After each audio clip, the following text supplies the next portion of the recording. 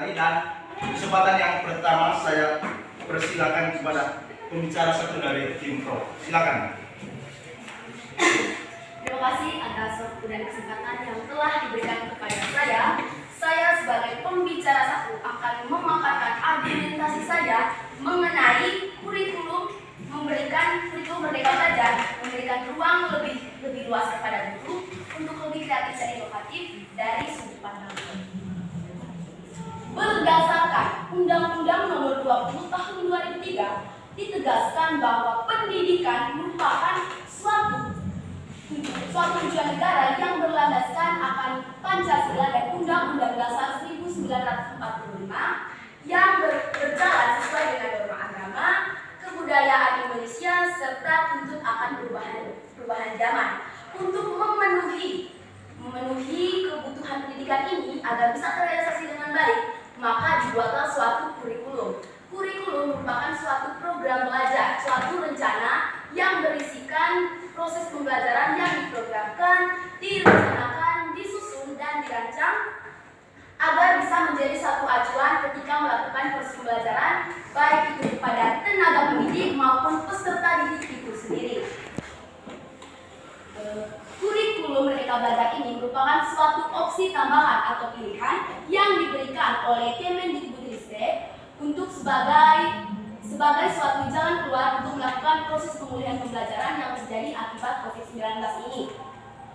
Kelebihan dari kurikulum ini yang pertama, pembelajarannya berbasis proyek, lalu fokus pada materi esensial, yang ketiga lebih merdeka.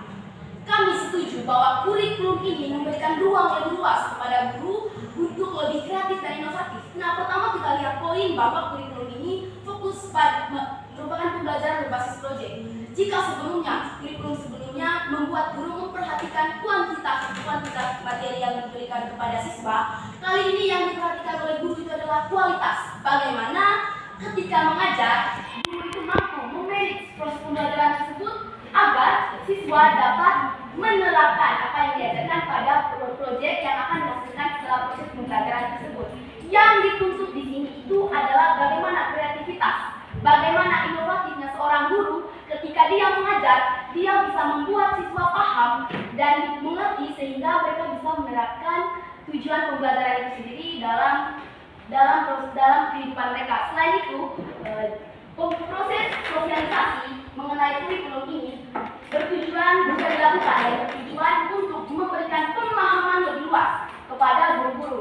Nah, salah satu kebijakan yang diberikan oleh pemerintah itu adalah ada satu situs yang bisa dikunjungi oleh para tenaga pendidik, yaitu situs kemendikbudristek.go.id, di mana di situ terdapat sosialisasi mengenai kurikulum Merdeka Belajar agar para tenaga pendidik itu sendiri bisa mengerti mengenai kurikulum ini. Sudah? Baik, terima kasih tim kontra dan perlu saya ingatkan sekali lagi bahwa kalau ada yang memberikan interupsi dipersilakan ke pembicara yang kedua dari tim Pro. Silakan. Terima kasih sewaktunya. Langsung saja sesuai dengan mosi debat kita kali ini, yaitu kurikulum Merdeka Belajar memberikan ruang kepada guru untuk lebih kreatif dan inovatif. Baik, di sini kami menduduki tim kontra, yaitu kami tidak setuju dengan pernyataan ini. Karena menurut kami, kurikulum ini dinilai belum begitu matang. Artinya diciptakan berdasarkan menteri yang menjabat. Maksudnya di sini begini, ketika menteri di suatu negara, contohnya negara Indonesia diganti, berarti kurikulum juga ikut terganti. Nah, di sini siswa-siswi bahkan guru sendiri akan khawatir jika nanti kurikulum ini selalu diubah-ubah. Nah, dalam kurikulum ini mengacu pada niat dan bakat siswa, yang artinya lebih terarah.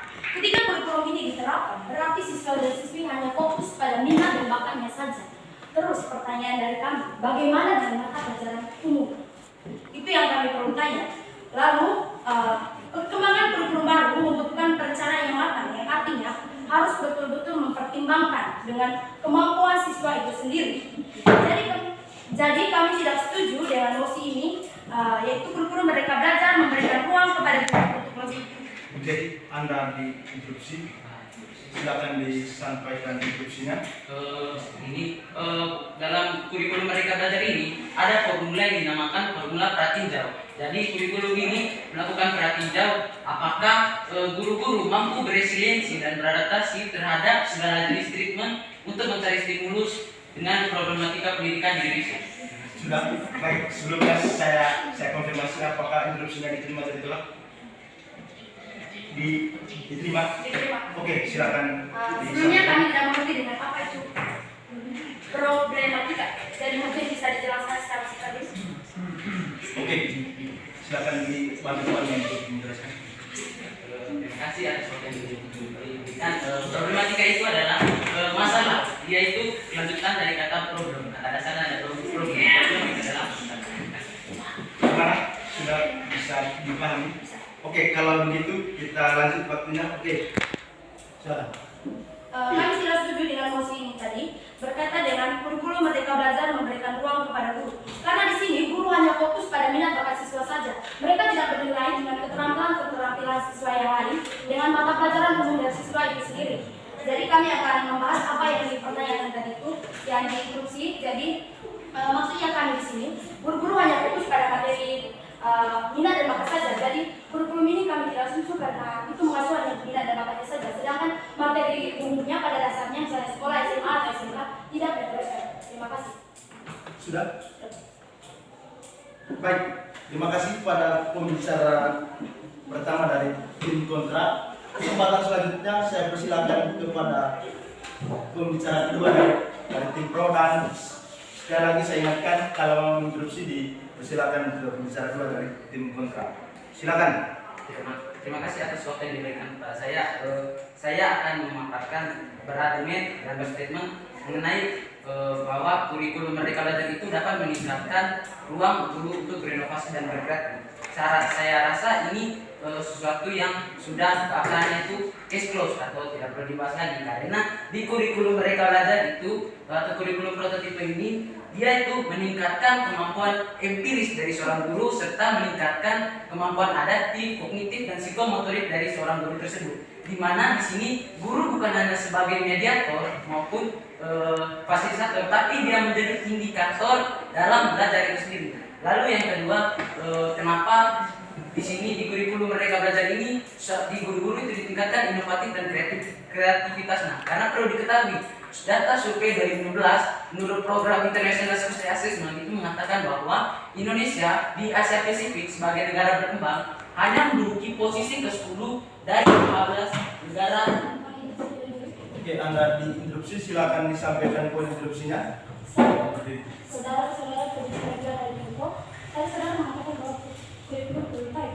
Kami di sini perlu mendengarkan lebih lanjut atau lebih efisien. Apa itu kurikulum belum baik? Sudah?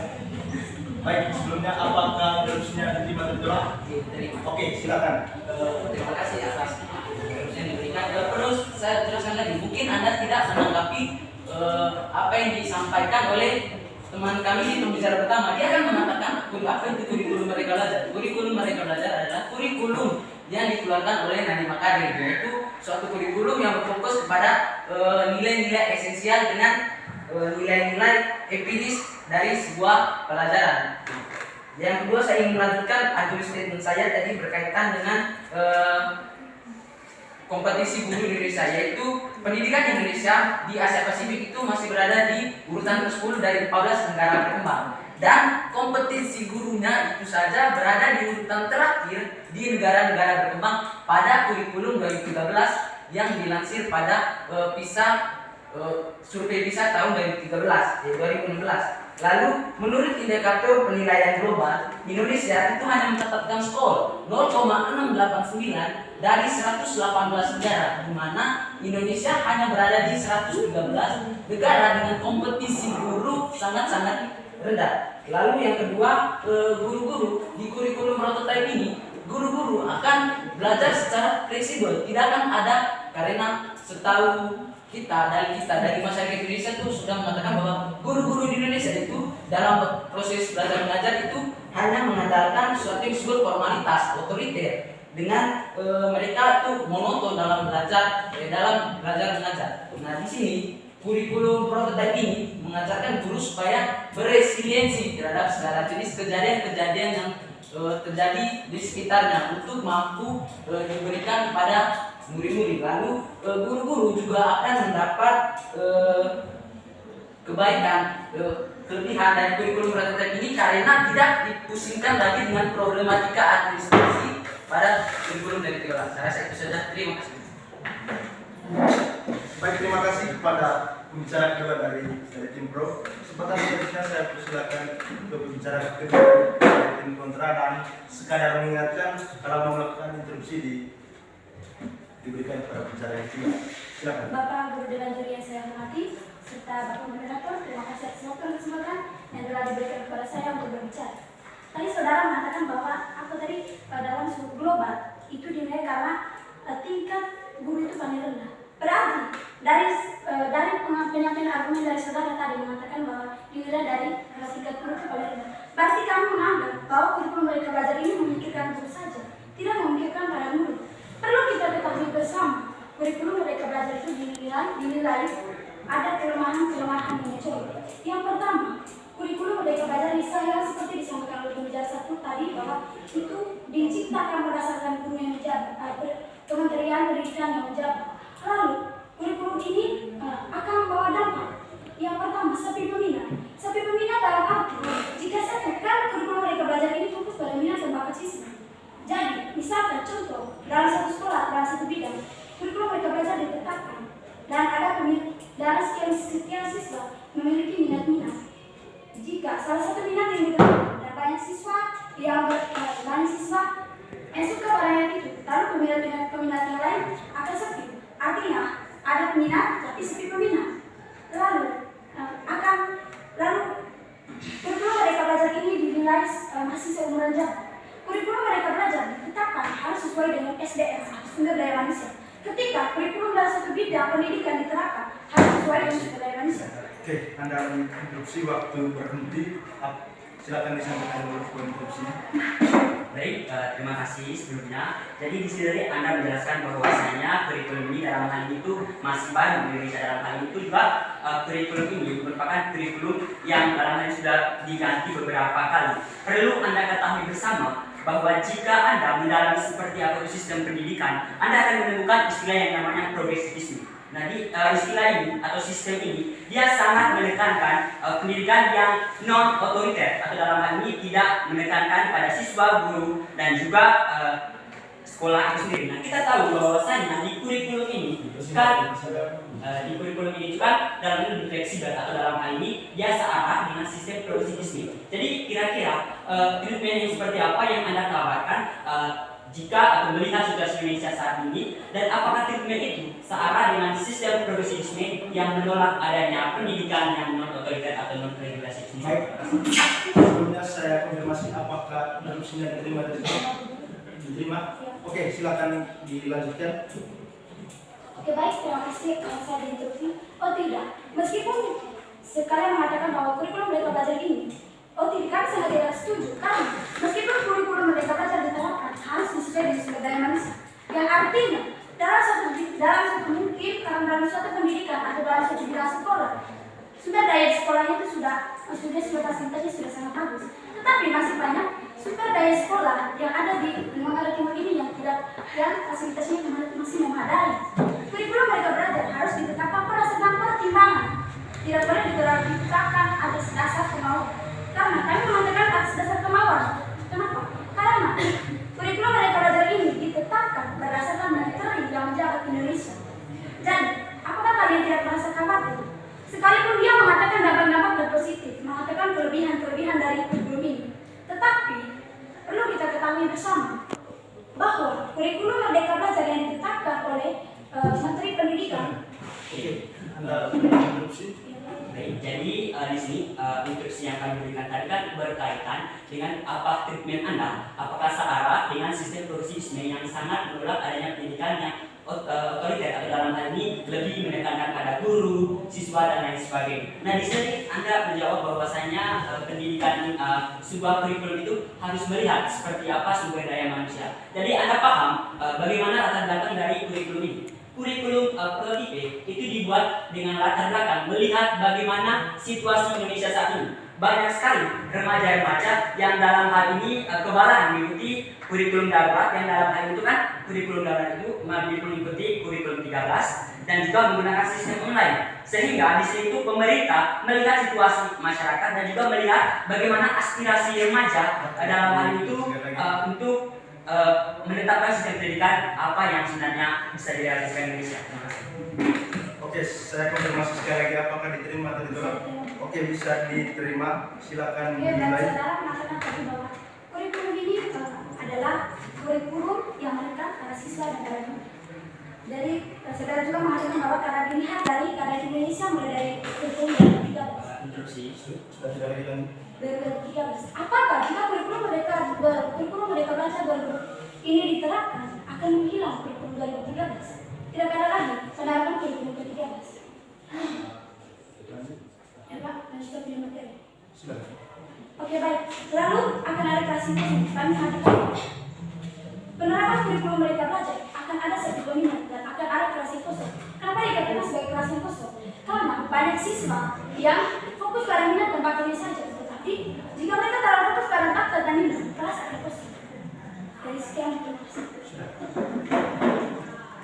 Baik, ajukan argumentasi, perkuat gagasan yang kalian bangun dari tadi dan buat kesimpulan. Lalu yakinkan Dewan Juri bahwa tim kalian adalah yang terbaik. Silakan. Oke, terima kasih. Sekarang saya akan mengambil closing statement dari perdebatan kita.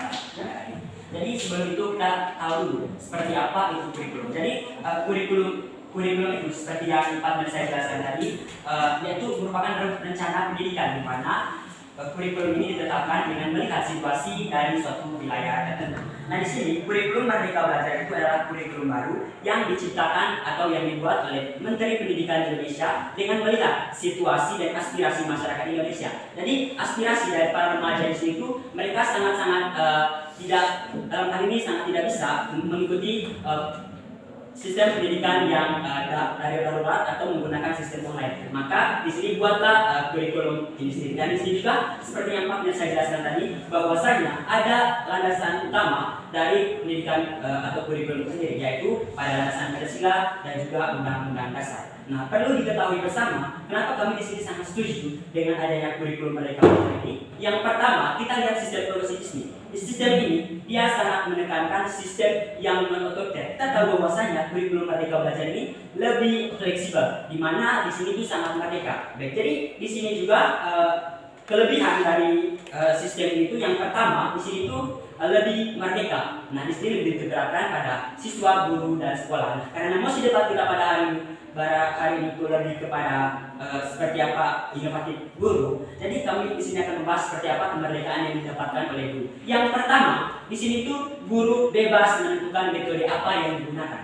Nah, di sini perlu kita ketahui bersama bahwasanya di kurikulum ini ada mata pelajaran dalam hal ini tidak ada jurusan, sehingga di sini memberikan guru celah untuk guru, wadah untuk guru untuk bisa berinovasi. Kira-kira treatment seperti apa yang digunakan untuk memberikan stimulus terhadap anak supaya bisa mengembangkan pendidikannya. Nah, misalnya pada hari ini itu anak IPA membahas tentang planet, maka guru dengan bisa menggunakan kreativitasnya dan inovasinya untuk menggunakan benda-benda yang ada di sekitar, misalnya menggunakan batu dan lain sebagainya. Nah, yang kedua, kelebihan yang kedua itu tidak ada RPP atau dalam hal ini rencana dari maksudnya di sini itu ada RPP tapi per tahun. Sedangkan pada kurikulum 2013 itu hanya dilaksanakan pada 1 minggu saja, di mana dalam hal ini materi, misalnya materi pertama itu harus diselesaikan. Jadi di sini itu kesannya itu memaksa guru untuk bisa menyelesaikan pada satu minggu. Sedangkan di kurikulum ini itu lebih fleksibel dan juga di sini itu guru dengan misalnya pada bulan ini guru belum menyelesaikan pendidikannya, ajaran materinya, maka bisa digunakan waktu-waktu berikutnya sehingga pendidikan atau potensi siswa itu bisa dimiliki. Nah, di sini juga perlu diketahui bersama juga bahwa arti kata kreatif dan inovatif itu sendiri, kreatif di sini itu guru mampu membuat sesuatu. Inovatif di sini itu artinya guru bisa melakukan sesuatu dengan cara yang berbeda atau menemukan sesuatu yang berbeda. Nah, di sini juga perlu ditekankan bahwasanya di sini itu 60%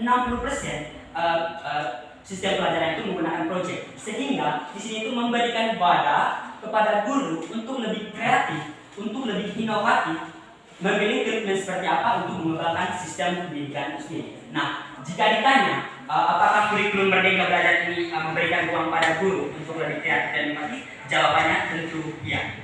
Sekian saja saya, terima kasih. Baik, terima kasih kepada pembicara ketiga dari tim Pro. Terima kasih atas waktu yang diberikan. Langsung saja sesuai dengan misi kali ini, yaitu kurikulum Merdeka Belajar memberikan ruang kepada guru lebih kreatif dan inovatif. Di sini kami memberikan argumen dari saya dari pandangan kontra. Saya sangat tidak setuju dengan mosi kali ini, yaitu kurikulum Merdeka Belajar, karena masih banyak dampak negatif yang terjadi. Dampak negatif yang pertama, tidak tercapainya pendidikan di awal penerapan. Tidak tercapainya pendidikan di awal penerapan ini, misalnya banyak guru-guru yang tidak mengerti komponen-komponen dari kurikulum tersebut. Jika guru-guru tidak mengerti dari komponen-komponen tersebut, bagaimana kurikulum ini bisa dijalankan? Dampak yang kedua, fasilitas yang kurang memadai. Mungkin masih banyak di sekolah-sekolah yang berada di kota besar itu fasilitasnya masih oke, masih bisa melaksanakan kurikulum ini. Tapi dengan fasilitas tersebut, ini hanya masih memungkinkan bahwa kurikulum ini bisa dilaksanakan. Apalagi bagaimana dengan sekolah-sekolah yang berada di kota-kota terpencil dengan fasilitas yang tidak memadai, bagaimana mereka bisa menjalankan kurikulum tersebut? Dan yang ketiga, memberatkan siswa. Memberatkan siswa karena apa? Siswa ditambah mata pelajarannya, sedangkan siswa itu memiliki batas dan konsentrasi tersendiri. Kelemahan dari kurikulum Merdeka ini, kurikulum ini masih dinyatakan sangat belum matang. Jadi kesimpulannya, kami tetap berpegang teguh pada pendirian kami bahwa kurikulum ini masih banyak dampak negatif dan kelemahan-kelemahannya. Jadi sekian, terima kasih.